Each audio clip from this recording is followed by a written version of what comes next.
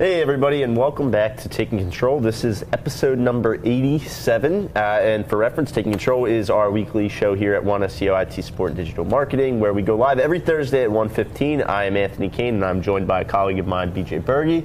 Happy to be back. BJ is an old favorite of the show. He frequented Marketing Matters and Taking Control a few months ago, but is a very, very busy man. But we're lucky to have him on this week because we're going to talk about some really awesome stuff regarding kind of the state of local search. So it's going to affect local businesses, where things are kind of at right now in terms of local search and how people are looking for local businesses and sort of tips and tricks. And the reason why we're getting into that is because I was fortunate enough to just spend the last few days in California with our CEO, Lance Bachman, where he spoke at LSA, which is Local Search Association, for 2019. A lot of great minds kind of gather for a few days and talk about sort of some awesome things going on with the local SEO space.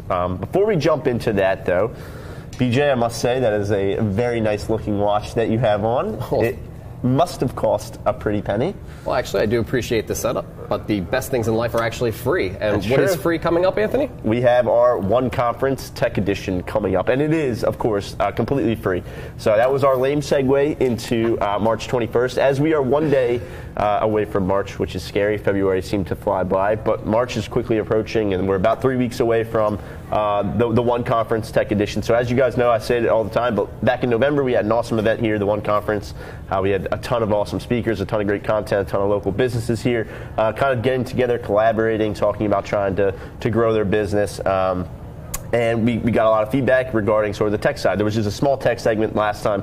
So what we wanted to do was kind of pivot. And I mentioned our president of IT, Scott Ficasny, who has been working immensely on trying to gather the resources and get everything in line for this conference. So the details are as follows. March 21st, it's going to be a Thursday. Registration will be here at 8:30 in the morning. But to officially save your seat, RSVP, sign up, whatever you want to call it, you can go to oneseo.com/oneconference-tech/one-conference.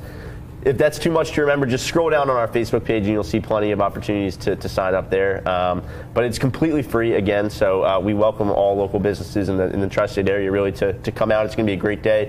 There's going to be lunch. There's going to be a lot of great speakers. I believe the FBI is actually keynoting, so a representative from the FBI will be here to go over cybersecurity and everything like that. So the latest trends, Scott was on a few weeks ago and we talked about it, and you don't really think it's going to happen to you or that it could happen to you and you think you're safe, but at the end of the day, it's always worth coming out to something like this because I think it's going to be really beneficial for everybody. Yeah, guys, listen, the lame segue or not, this is completely free. You owe it to yourself, you owe it to your business, especially in 2019 when, anything can happen. You see big name companies going down. You see small companies being held for ransom online. You owe it to yourself to get out here. It's free. Come out for the day. You'll meet a lot of interesting people, hear a lot of interesting things, and offer some insight as to how you can keep yourself protected but grow and scale at the appropriate, velocity of tech. Yeah, and if anything, it's a great networking event. There's going to be a lot of people here, a lot of local businesses. It's going to be a great time, everyone kind of collaborating. So we're looking forward to it. We had a ton of success with the one in November. We're hoping to kind of follow up with another great conference on focusing around the IT side and what you can do to make sure your business is A, fully operational, and B, is of course safe from any type of breach or if there were downtime from a natural disaster, just things that you don't really ever think about. And I don't blame you because it the chances or whatever, but it's certainly worth investing your time in that. Yeah, we look forward to seeing you guys there. Yeah, absolutely. March 21st again. So then pivoting a little bit too, so I am the director of the SEO team here, so I work a lot with the other SEO analysts here and doing work from the organic side. BJ, of course, has an SEO background, but is also heading up our development team here in terms of web design and web development. So just two kind of pieces to this big puzzle that is One SEO. And with that being said, we wanted to spend a little bit of time to kind of talk about some of the benefits that we see here working with a great community like One SEO every day, but also that we have open positions. So before we jump into that, I'm just going to rattle off a few positions that you can certainly be on the lookout for. So if anything rings a bell for you or someone that you might know, a family, a friend, whatever it might be, definitely tell them to take a look because we'd love to meet you guys. So I'm going to start on the tech side. Obviously, we're always looking for IT techs, whether that's desktop support or whatever it might be. There are plenty of open positions on our IT side because it's been growing at a very rapid pace. So that's an exciting piece of the business in and of itself. On the more digital marketing side, pretty much open positions. So obviously CRM, client relation managers, think more of a project management role there. Very hands-on, very personable type people there. But pay-per-click, we're always looking for experienced pay-per-click specialists. We know that's a very niche field, so we're always looking for great people that like to do sort of outside the box thinking in terms of getting the best out of a budget in terms of pay-per-click. And if you do PPC, you certainly know who you are in that realm, because it's a different beast. SEO, of course, we're looking for SEO people, web developers and web designers on BJ's side, and then of course content writers as well. So all of this information can be found on oneseo.com/about-us/careers. If you just go to oneseo.com, it'll be pretty easy to find the careers page as well. But tons of information there in terms of kind of what we're looking for, a little bit more about the atmosphere here and what your day-to-day might be looking like. But again, we implore you to take a look and certainly check out some of the open positions, even if you might know someone that might be interested. Yeah, guys, we're growing and we're not stopping anytime soon. So if you think you have what it takes to come roll with us, check us out. Yeah, absolutely, and you get to work with me every day, so that's a perk in and of itself. I don't think that one's listed on the website, but so I got to spend a few days with Lance in LSA in California, and again, it was surrounded primarily around local search, and I'll just quickly level set that SEO kind of falls in what I like to say 3 buckets. Typically, it's one of 2, local, national, but you also have some international, of course, if a client deals with on a global scale, but usually that local, national, and local affects primarily those small to medium-sized businesses. So if you're a lawyer that's in Philadelphia, obviously you're not necessarily helping someone that's looking for a lawyer, a DUI lawyer, for example, in Houston or something like that, right? You want to focus on your local market, that Philadelphia area.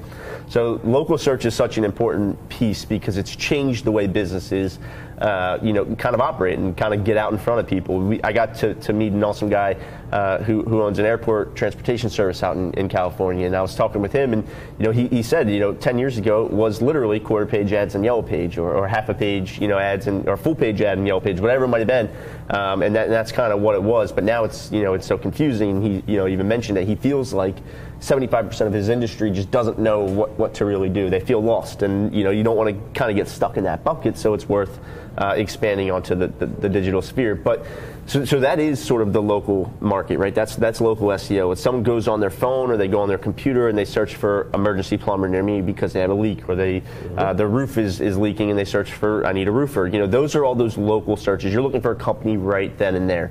What's great about these conferences, and you've been to a few of them as well, is these great companies, great agencies, great tools all kind of get together and they come up with like what's the state of local right now? What do things kind of look like?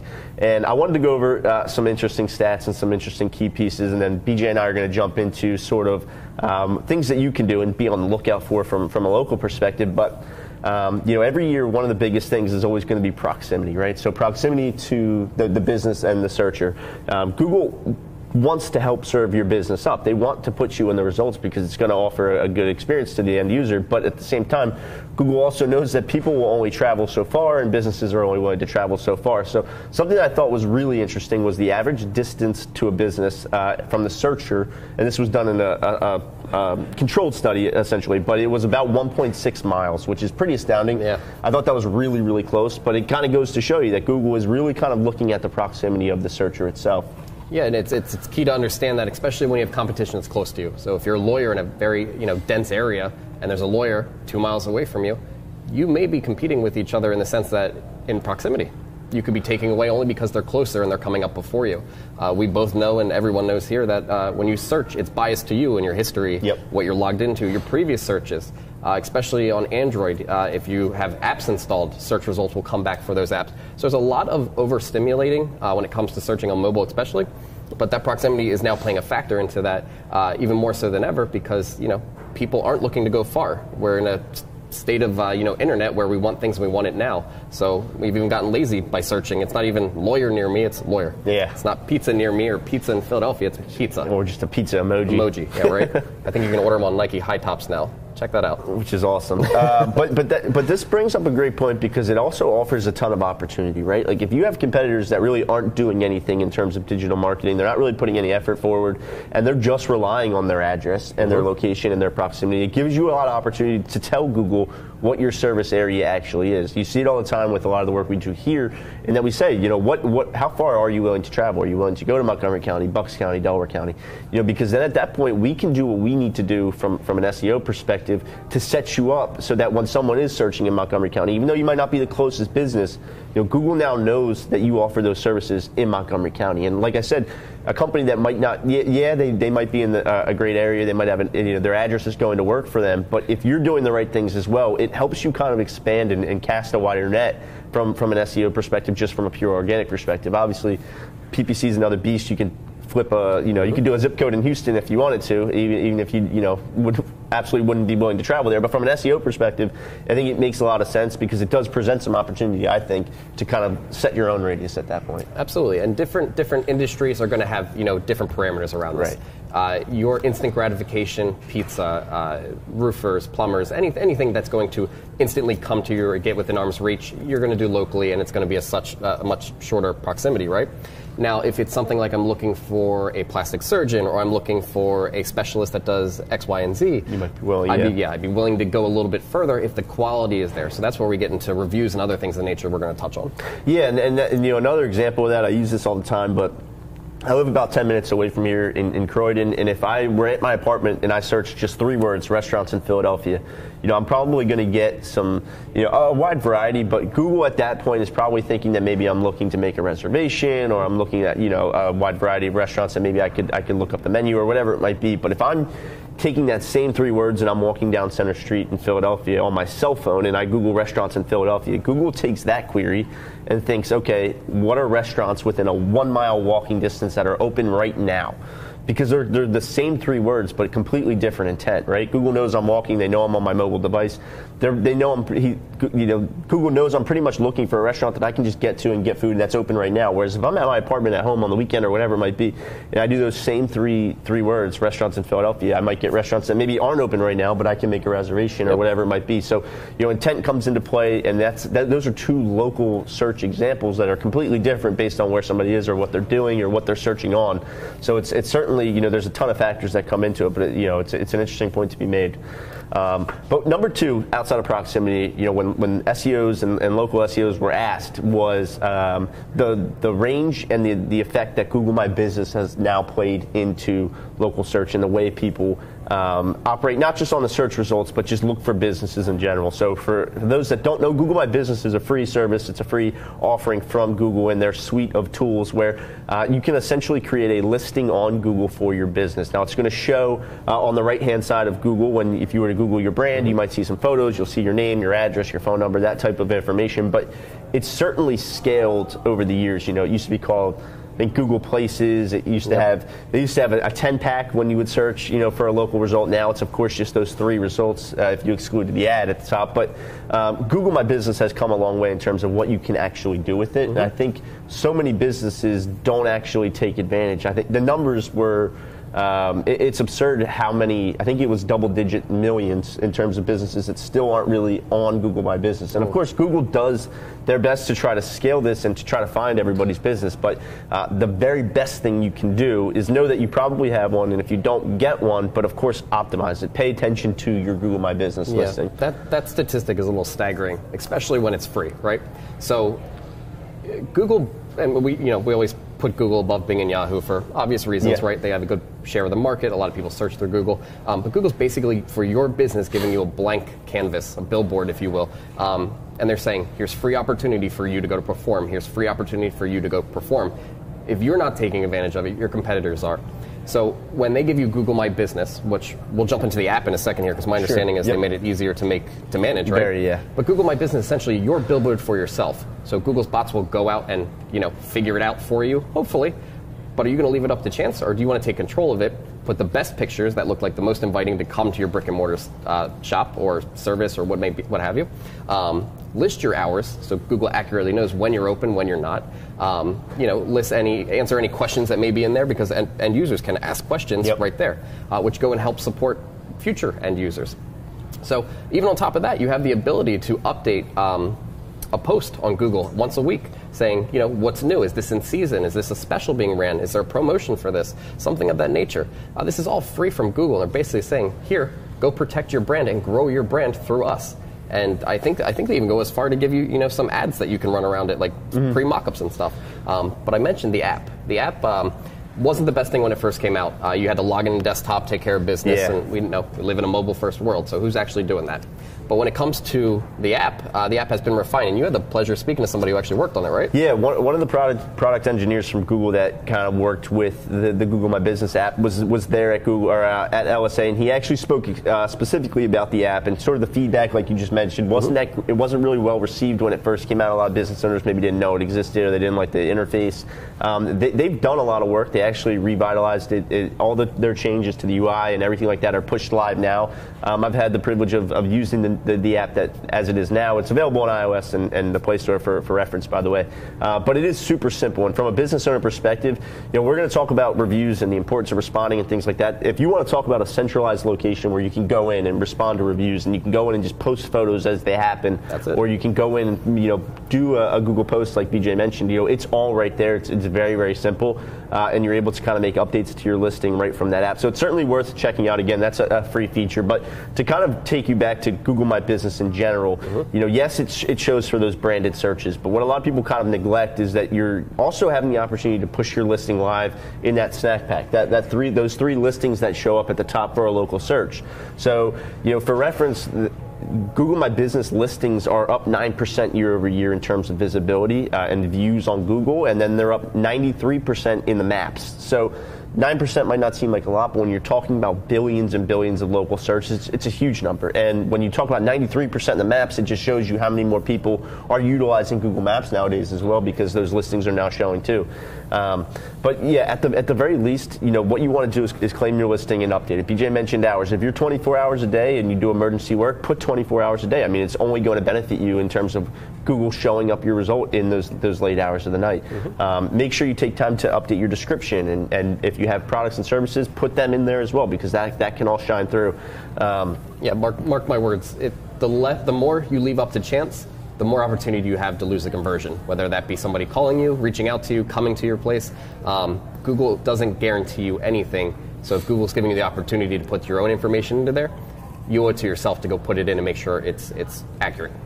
Yeah, and so when you look at the features that are available on Google My Business, there's ones that are available for every business, and then there's ones that are going to be available for specific verticals. So before we jump into the specific verticals and who that might apply to, you know, some of the things that are available to everybody are obviously your general information, your name, your address, your phone number. Picking a category that your business falls into is one of the most underutilized features on Google My Business. Saying to Google, hey, we're a moving company, or saying to Google, hey, I'm a retail store, you know, those types of things are huge. Setting your hours, setting your description, the messaging feature. So this is a newer feature that Google's kind of worked through some kinks with, and take out the factor of places that have 10 or more locations, and you're trying to manage that through a centralized dashboard. You know, ignore that for a second, because Google has openly said that there's issues with that. But if you're just a local company, a local roofer, you can have the ability to have people message you right from your Google My Business listing. And before it was through text messaging, now it's through the app. So again, they're pushing that app. But at the very least, you know, someone can get a quote through messaging you right then in real time. Yep. So you know, that's a feature that's available to you. Another thing that Google rolled out is, of course, Google Posts, and BJ mentioned that, and that's another thing that's just, it's so critical because it's free. So if it converts at all, it's worth it. It did its job for you. I mean, the resources, the time it takes, yeah, you want to make it look good. You know, think about like you're posting to Instagram or something like that. You're going to take the time to edit the photo and whatever it might be, but it's very simple. I mean, I've seen people doll up a review or a testimonial and post that as a Google post, or, you know, you can put video in there. Like, it's worth kind of posting and getting things out in front of people,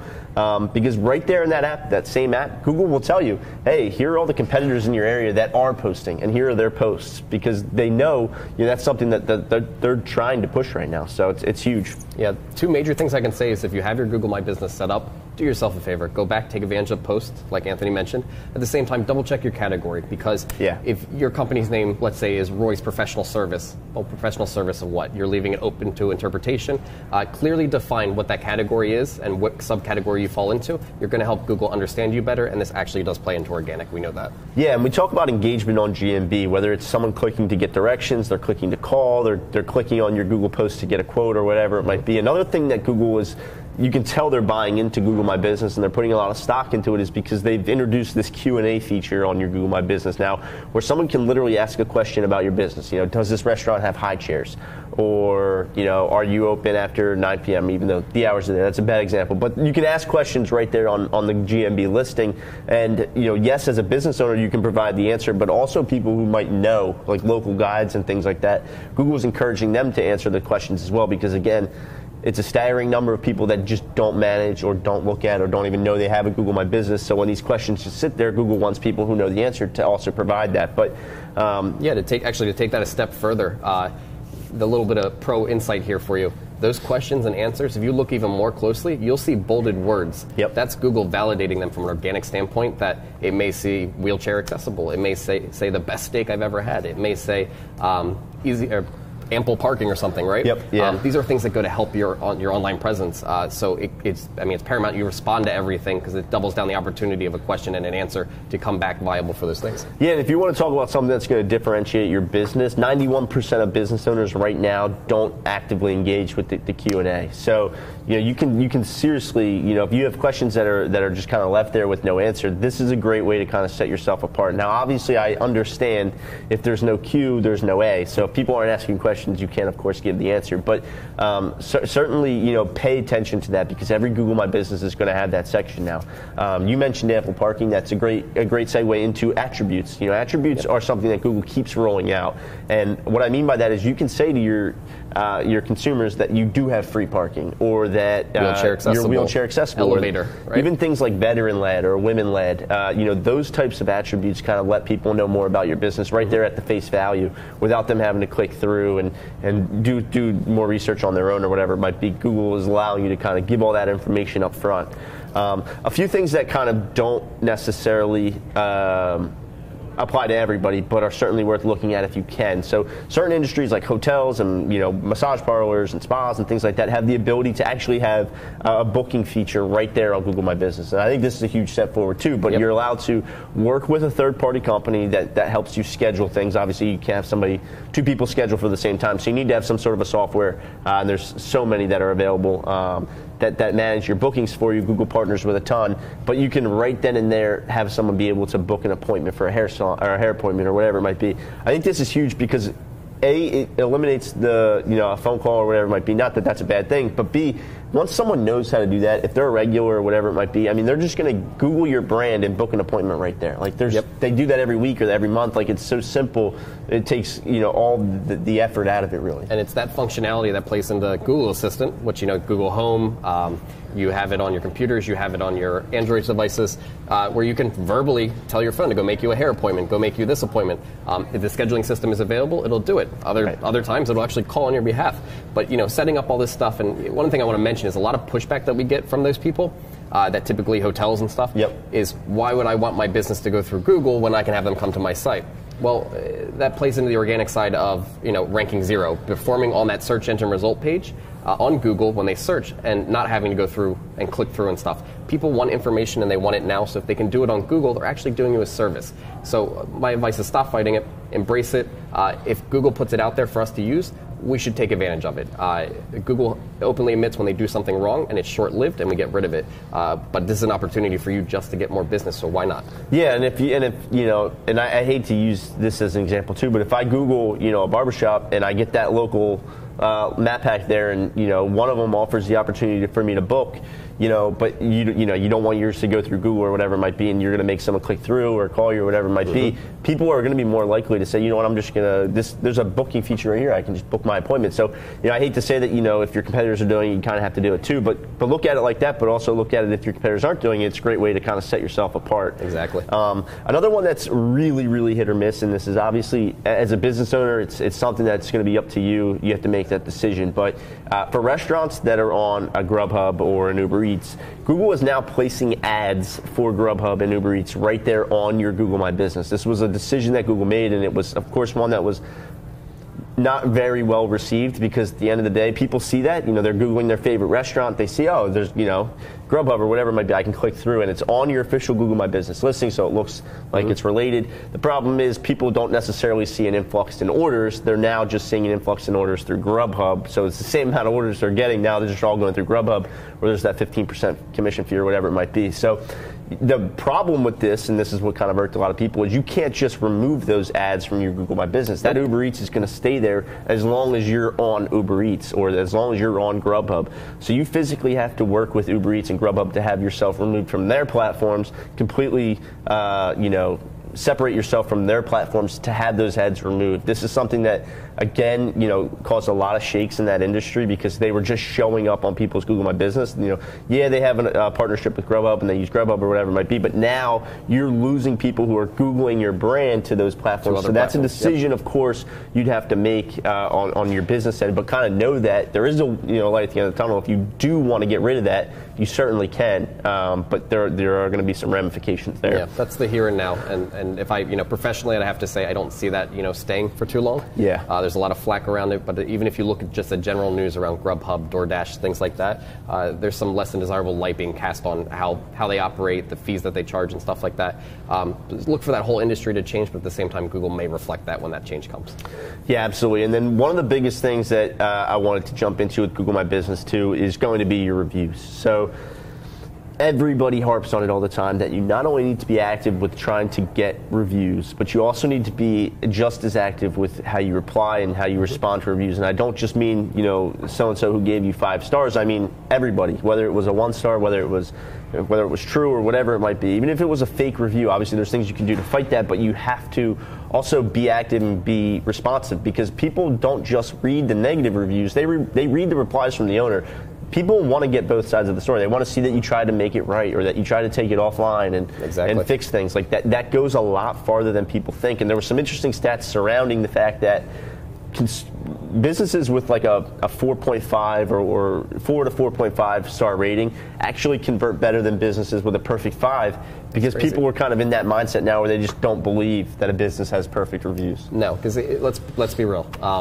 The internet can be manipulated, right? And there's always a workaround for something. That's why things get hacked. And I implore you all to come to the one conference and learn about keeping yourself secure and everything. But at the same time, it's really hard to say. If you have a 4 to 4.5 review status, you're setting yourself up for success, and people not assuming that you're hitting 5 on the mark every single time. So when you have there he is, Lance Bachman behind you. I'm talking a little LSA, a little breakdown. What do you guys break it down? GMB mostly, but we're talking reviews, the importance of responding, importance of going through. How awkward does he feel right now? Well, I don't know if this is a plug for M's place or if you're just taking over. M's place. Oh, I'm finding around service. But no, to your point, BJ, and Lance, you could probably speak to this too, but people are kind of trained, not saying that a perfect 5-star rating isn't great, but people do have this weird thing where you see a perfect business. It's fake. Exactly. Yep. I think it's fake. And they actually said, studies showed that businesses with right around a 4 to 4.5 or whatever it might be 4.5 convert better. Yep. Yeah. Let's talk about those negative reviews, though, and responding to them. If you give in and you start fighting online, you're pretty much signing a death sentence.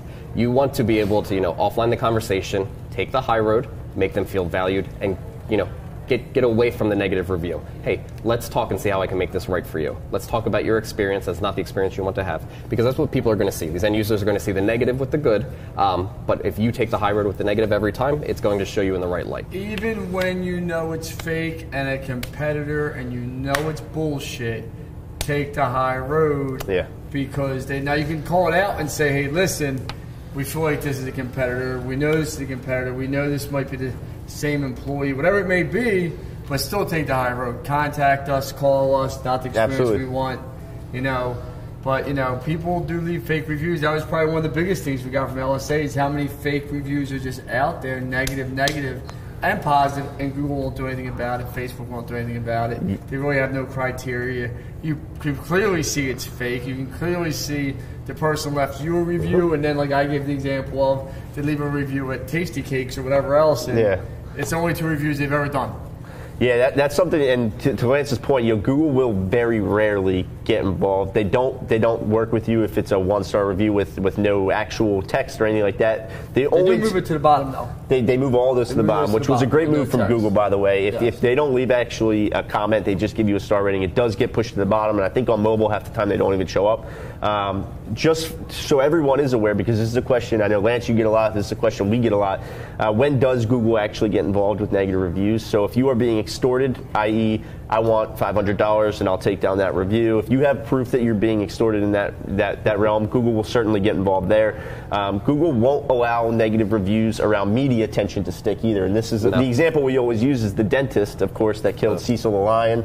People hammered his dental practice with negative reviews because they just didn't like what he did, of course, in his own personal time. You have that in the news right now. I believe Marvel's taking a hit for a movie that hasn't even come out yet, Captain Marvel, which is just getting hounded online because of trolls, people who have nothing better to do but to give negative light. And so those reviews don't have anything to do with your actual business, of course. So Google can step in there if there's legitimate proof there. And then, of course, if it's an ex-employee, if you can prove that it was an ex-employee that was leaving you a negative review, Google will step in. But to Lance's point, unfortunately, there's not much they'll do, Facebook, Google, in terms of, a competitor leaving you a negative review. You just have to take the high road. Show that you're responding as an owner. Show that you're trying to make it right. You're trying to take it offline.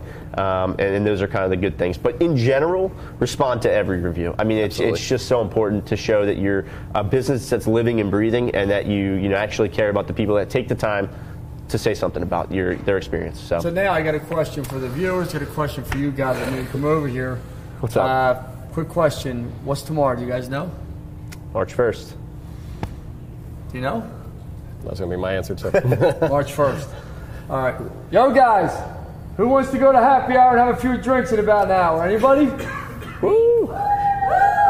Well, tomorrow is National Employee Appreciation Day, so we're going to take everybody out here over to the bar about 3 o'clock, 3:30 here when Jolene gets back. And we appreciate everything you guys do, so there you go, guys. Woo. Anyone else out there wants to meet us at the bar, you guys are welcome.